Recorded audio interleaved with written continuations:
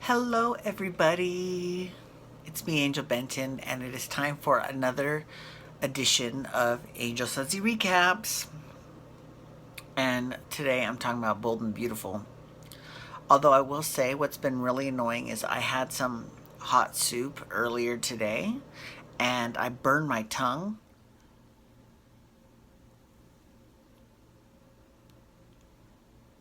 Right there, you can kind of see.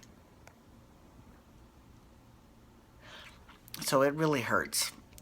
And it's annoying. It just annoys me actually more than it really hurts. It really just annoys the crap out of me. Okay, anyway, sorry. I know that's irritating for you as a viewer, but it was just think how much worse it is for me. Anyways, so I want to tell you that I got some lemon bars just in honor of Pam from Bold and Beautiful. I got some lemon bars because I wanted to have some. And they're delicious. Okay. Yeah, love me some lemon bars. Damn. Okay, so Bold and Beautiful. The last 2 weeks, I've done nothing but go off on how much I love Sally Spectra and how much I love that they brought her back and all of that mess. And I don't want to do that again this week, but I really could. Like, I could just go off on how much I love Sally Spectra. I love that she's back. And I'm just glad that they just brought in someone who is not related to those damn Foresters, right? Damn. But I love her. I think she's incredible. I think she's amazing. And they recently just had their Spectra Fashions fashion show for Jarrett Maxwell, who is the fashion editor. He's that rich, not rich, but he's that hoity-toity British fashion editor for Ion Fashion that Spencer Publications has. I really want another piece of this lemon bar.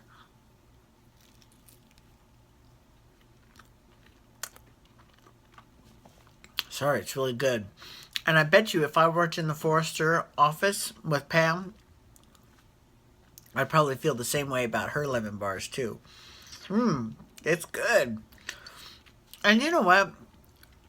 As much as Quinn likes to think that lemon bars are not that healthy for Eric, when I was at the supermarket and I was getting these lemon bars, I had a choice between lemon bars and cheesecake. And I think cheesecake would have been a lot more unhealthy than lemon bars. Now, they're not the most, neither one of them are the most healthy treats in the world. But I definitely think that the lemon bars would be healthier. But that's just me. Okay, so back to Sally Spectra.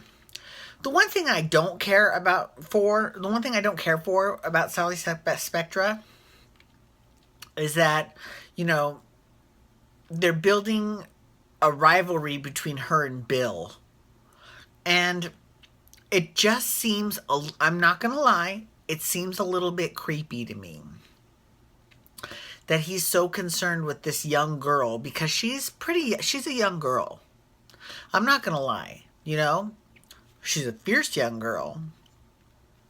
And she just came in and took over that part, and I fucking love her for it. But she's still a young girl. And so for Bill to be like, I'm going to crush Sally Spectra's dreams, it's like, that's a little creepy because it's like, oh, I'm going to take this candy away from this child. And Bill is many things, but I've never thought of him as creepy before, but we'll see. But the good news, and this is the good news that I really want another piece.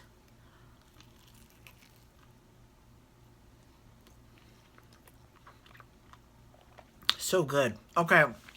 The really good news is that as opposed to her great aunt Sally, who, let's be real, the original Sally Spectra, great personality, but as far as the designer goes, she was kind of a hack.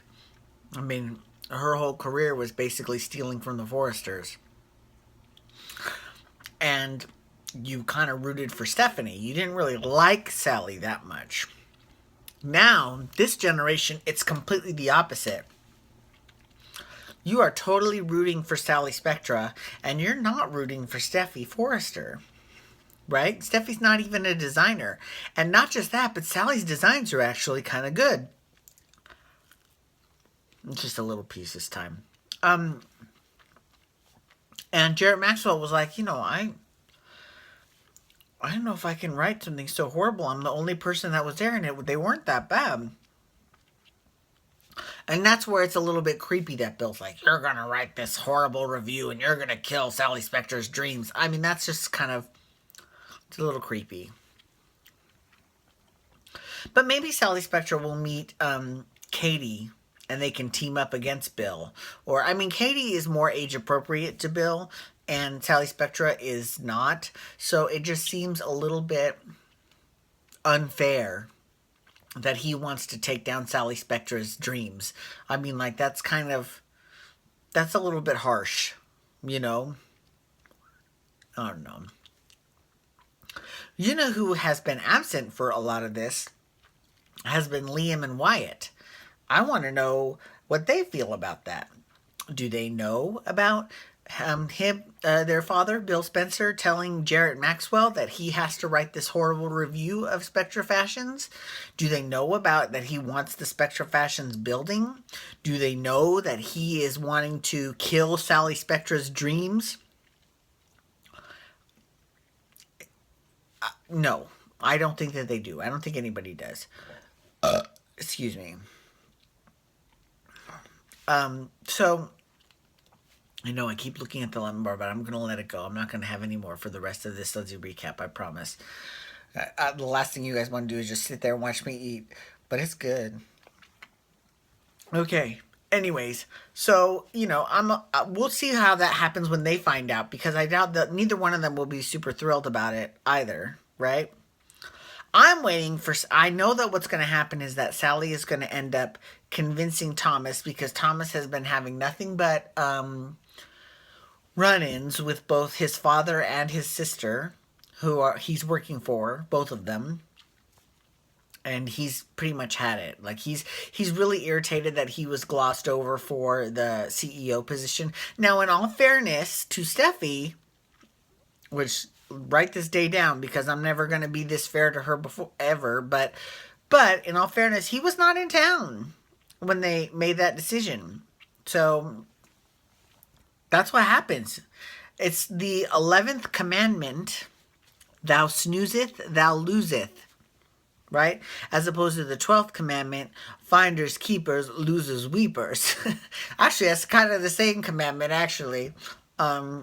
Anyways, so he's really upset about that. So I foresee him leaving and joining Spectra Fashions and having some sort of crazy fling with Sally, and then Caroline coming back to town and it being a love triangle.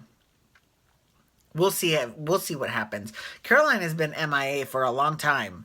I don't know where she's been, but I hope that they bring her back soon because, we need her for sure.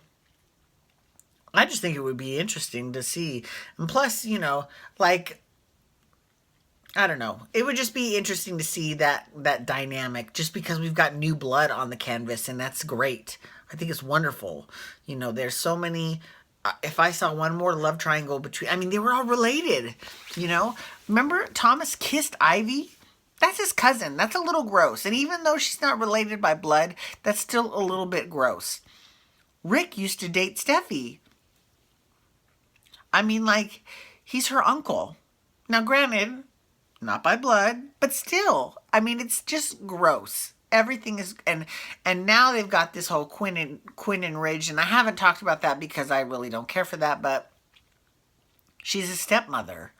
The whole thing is just really weirdly, vaguely incestuous, and it's annoying. So I'm glad that they have brought the Spectra clan in because they can actually do a lot more because they're not related in any way, shape, or form to the Forresters. So, there.